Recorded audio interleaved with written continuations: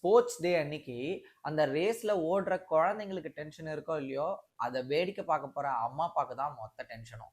அந்த நாள் என்னதான் ஸ்மூத்தா ஆரம்பிச்சாலும் அந்த குழந்தை அன்னைக்கு ஜெயிக்குமோ ஜெயிக்காதா, அதை எப்படி அந்த குழந்தை எடுத்துக்கும் அப்படின்னு தான் மொத்த ப்ரெஷரும் டென்ஷனும். ரீசெண்டா ஒரு ஸ்போர்ட்ஸ் டே ஈவெண்ட்டுக்கு போயிருந்தேன்.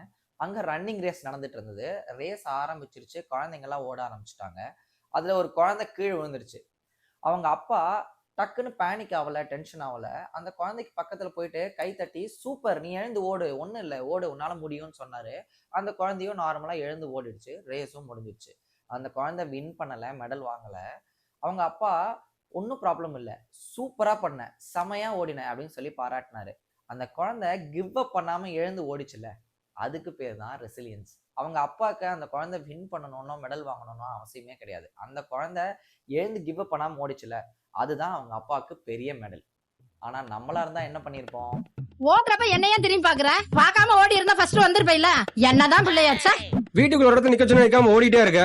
ரன்னிங் ரேஸ்ல ஓடுனா ஓடாம பராப்பா தேர்ட் வர.